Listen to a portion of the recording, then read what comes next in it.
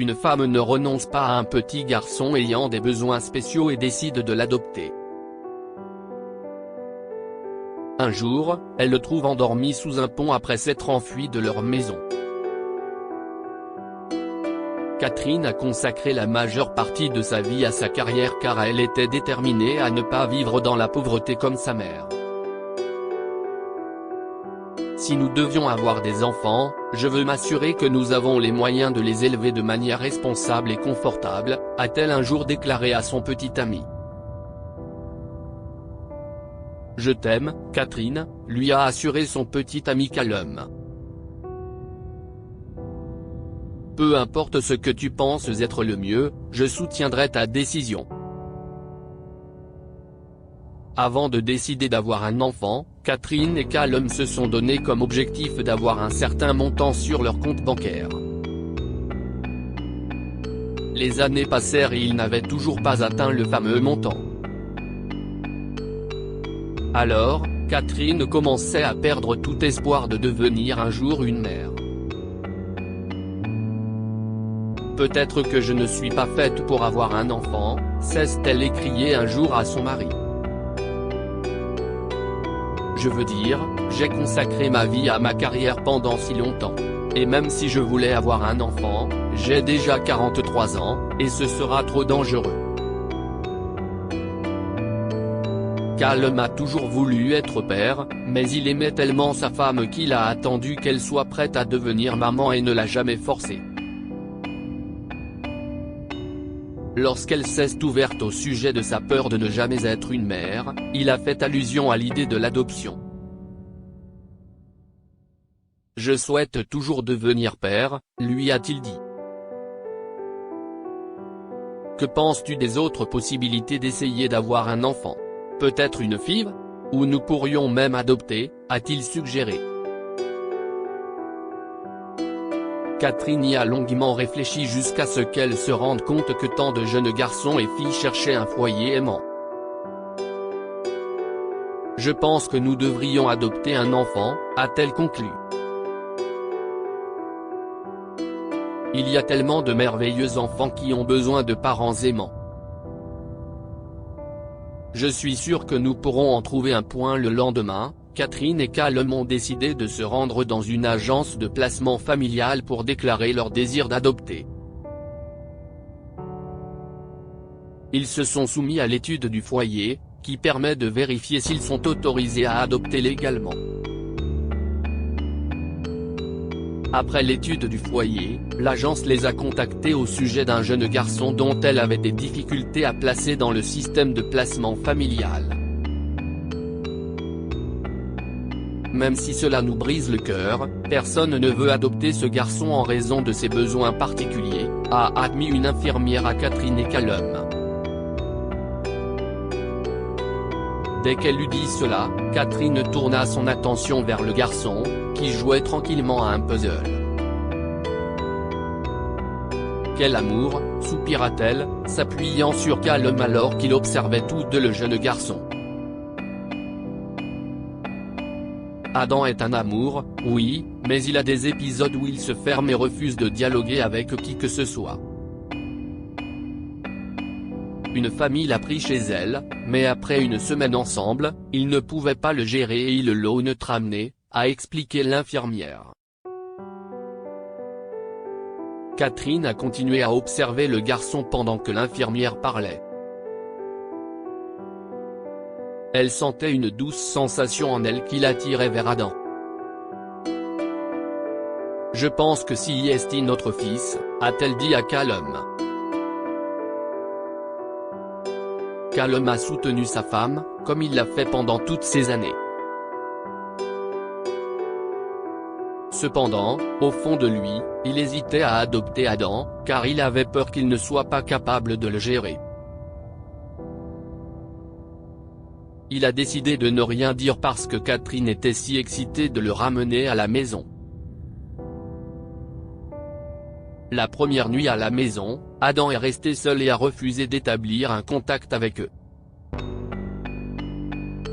« Adam, je sais que tout cela est nouveau pour toi, mais je veux que tu saches que nous sommes là pour toi, et que nous le serons toujours.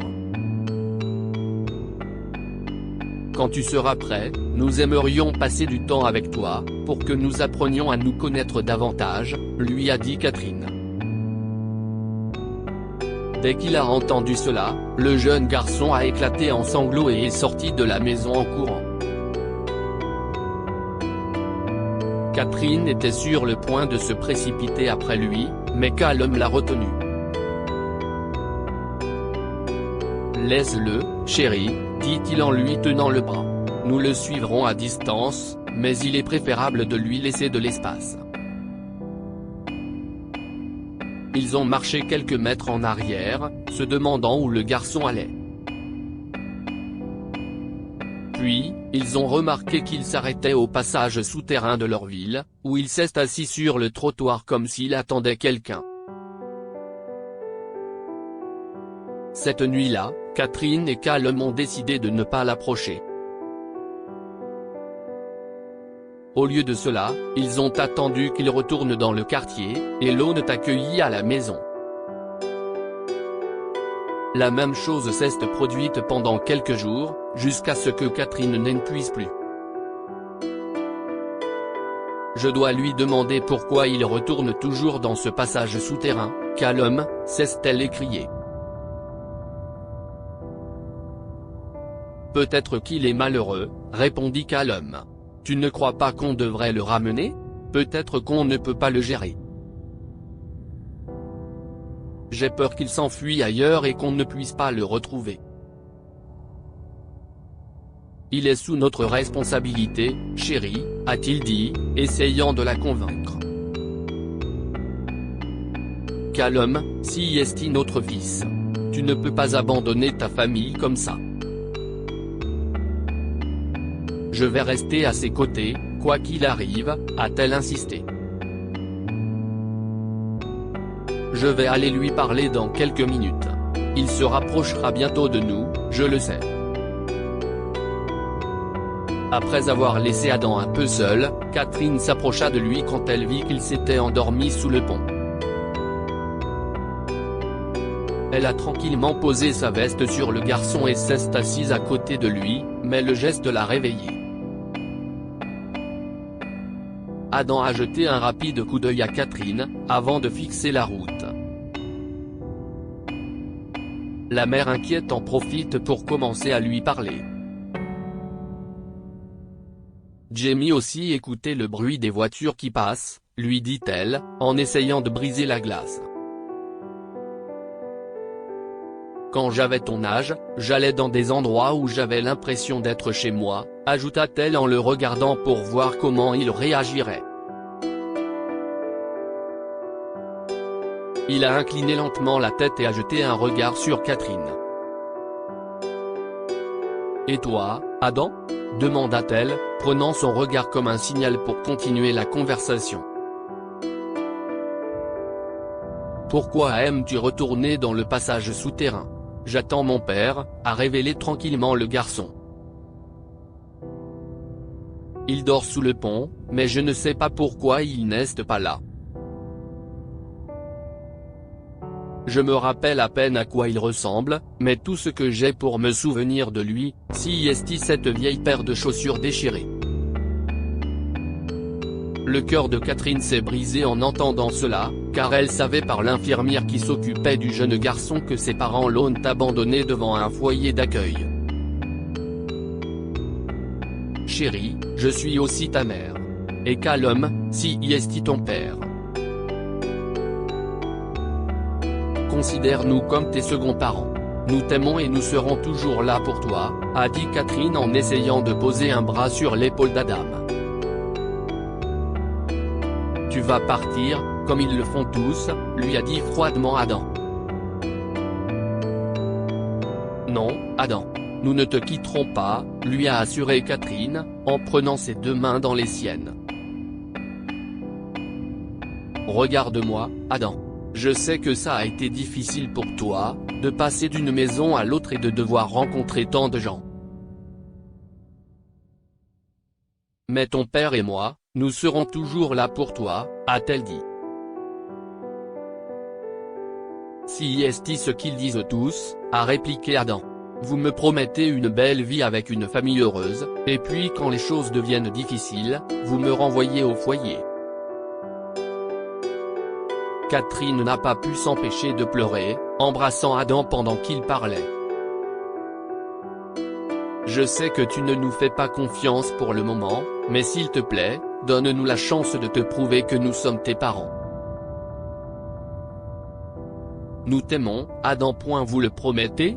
A dit Adam quand ils se sont séparés de leur étreinte. On te le promet, lui a répondu Catherine. Adam a hoché la tête et a essuyé ses larmes. D'accord, maman, a-t-il dit. Je te crois. Catherine n'a pas abandonné le garçon, quelle que soit la difficulté de la situation. Bien qu'il ne se rende plus dans le passage souterrain, il lui arrive encore de préférer être seul. Avec le temps, cependant, ces épisodes se sont atténués et il s'est senti de plus en plus à l'aise avec ses parents. Ils ont passé du temps avec lui et se sont bien occupés de lui jusqu'à ce qu'il les considère finalement comme sa famille.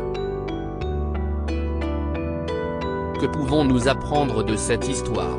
Il n'est jamais trop tard pour prendre un nouveau départ. Catherine et Callum pensaient qu'il était trop tard pour avoir un enfant, mais ils ont eu l'occasion d'adopter Adam, qui l'ont accueilli de tout cœur comme le leur. On n'abandonne pas les gens qu'on aime. Catherine et Callum connaissaient les difficultés liées à l'adoption d'Adam, mais ils ont lutté contre toutes ces difficultés et ont tenu bon jusqu'à ce qu'Adam les accepte et les aime comme ses parents.